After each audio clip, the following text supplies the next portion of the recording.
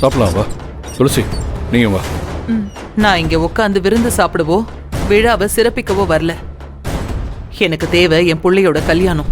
நான் எதிர்பார்க்கிற மாதிரி உன் கல்யாணம் 3 மாசத்துல நடக்குமா நடக்காதான்னு தெரிஞ்சுட்டு போறதுக்காக தான் வந்திருக்கேன். ஏமா அப்படி இருக்க? நீ என்ன காரணத்துக்கு வேணாலும் இங்க வந்துரு. ஆனா இங்க வந்ததுக்கு அப்புறம் இப்படி ஒதுங்கி இருக்கிறது நல்லாவா இருக்கும்? இப்படிதான் மத்த கல்யாணத்துக்கும் போகும்போது சாப்பிடாம மூஞ்சி தூக்கி வச்சிட்டு இருப்பியா? மாமா விடு, அத்தைக்கு பசி இல்ல. இது அவங்க காஃபி சாப்பிடுற நேரம். சரி, காஃபி தானே, நான் எடுத்துட்டு வரேன்.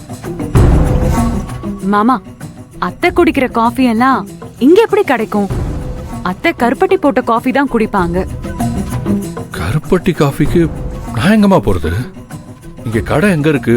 அங்க கருப்பட்டி காஃபி இருக்குமான்னு கூட எனக்கு தெரியாது.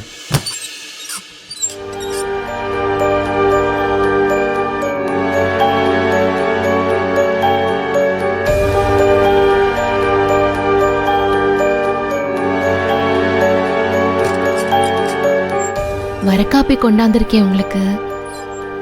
நீங்க இந்த நேரம் காப்பி குடிப்பீல்ல?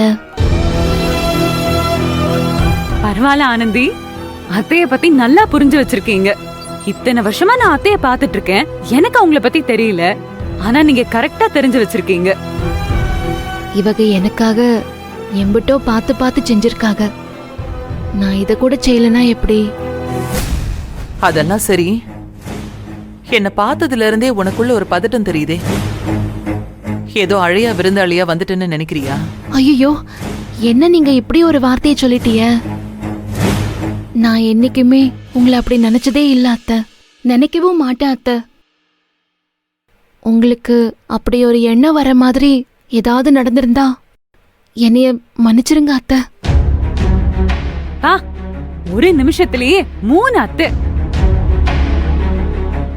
பாத்தீங்களா, நாம என்னதான் பாசத்தை மனசுக்குள்ள மறைச்சு வச்சிருந்தாலும் தன்னை அறியாம வெளியே வந்துருதுல. இப்பவாது புரிஞ்சுதாத்தே ஆனந்தியோட மனசு என்னன்னு.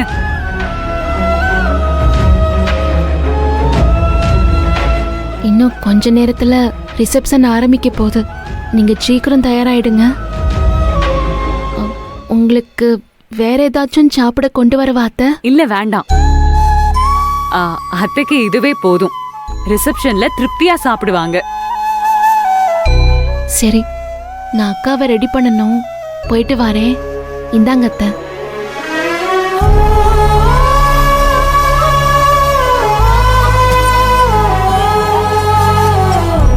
ஏமா, ஆனந்தி அத்தனை தடவை அத்தை அத்தைன்னு சொன்னால, பதிலுக்கு ஒரு தடவையாவது மருமகளேன்னு சொன்னா என்னம்மா?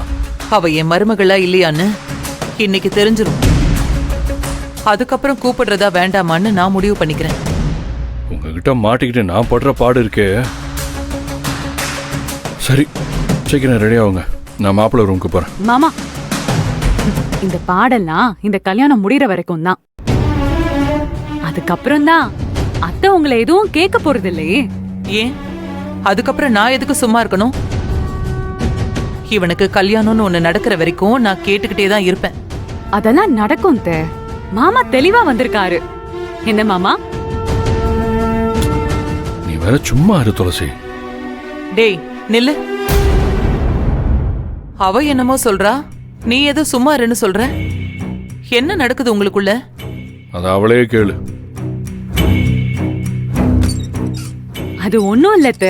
இந்த கல்யாணம் முடியும் போது ஆனந்தி கிட்ட பேசி அவங்க வாயாலேயே நான் உன் பொண்டாட்டி தான்னு சொல்ல வச்சு கூட்டிட்டு வந்துருவாரு. அவ்வளவு நம்பிக்கையா இருக்காரு. அதனால நீங்க பயப்பட தேவையில்லைன்னு சொன்னேன். பார்க்கலாம்.